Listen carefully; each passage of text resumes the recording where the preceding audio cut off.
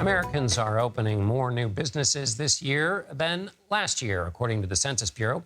Business applications in July were up in 41 out of 50 states when compared to July 2022. And post-COVID applications, those filed since January 2021, are at their highest sustained level since the early 2000s.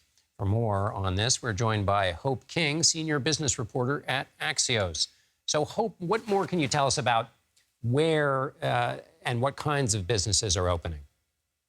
It's great to be with you. So we had separate data come from Yelp this week as well, showing that the number of new listings on the platform have surged compared to 2019, over 46%, and also compared to last year, about 25%. So all this data in line with this word that I've been thinking about a lot this year, which is resilience, a different word than the other R word, which was recession, which is what we were talking about last year. And it's really coming from the services sector, travel, home improvement, event services, and some of the biggest states in the country are seeing some of the biggest openings as well. So notably California, Florida, Texas, New York, you're seeing these states seeing the biggest number of these new listings on Yelp.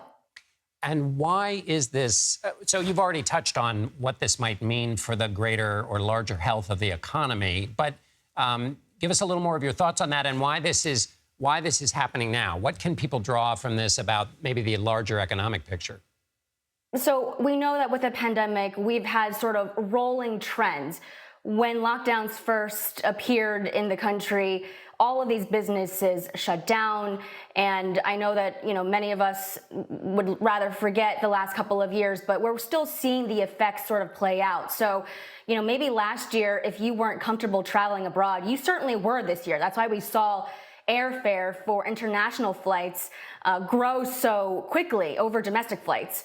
And then if you look at, one fun thing that we've found here at Axios is that the rise in popularity of salty snacks over the past year, that's a sign of us getting back together, hosting parties, going to these events. So all these indicators are, again, the lasting effects of how the reopening is still continuing in many ways here in the U.S.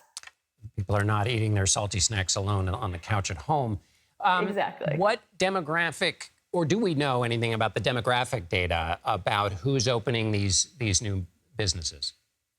So the national, again, sort of business opening rate has been 25% in the first 7 months of this year compared to last year. And I think in an optimistic way, we're seeing that businesses owned by underrepresented communities, women, LGBTQ, Latin, Black-owned businesses, they're opening at a faster rate than the national average. I think you've got a graphic there showing just how much momentum there is. And, one thing to note about the Yelp data that we're talking about right now is that these are listings that can be opened by businesses, and these are listings that can be created by customers as well. And so there could be sort of a lag effect. So let's take RV rentals, for example. This was a huge category of businesses that were opened. If, they started out last year and didn't gain the momentum enough to have a listing, maybe that's what we're seeing now. But again, it's still that reflection of the delayed lag effect.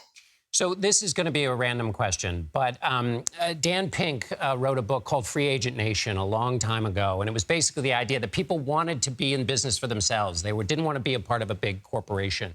Is there any psychological rooting to the idea or any idea behind the notion that during the pandemic, people decided they wanted to go out and do something on their own? And is there any evidence that these new businesses that are being opened are a part of a kind of a new spirit of people saying, I don't want to work for someone else, I want to do it myself? I think there's absolutely that. I mean, we talked about the Great Resignation for a while, and we've seen the quits rate come down.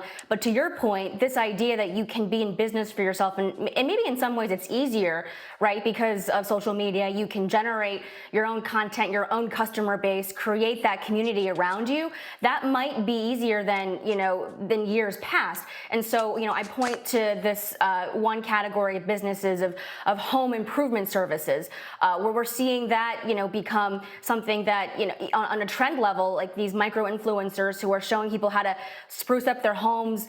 If you don't even have that professional experience, I mean, they can lend out those services. So all of that definitely plays a role in, I think, the creation of businesses largely here.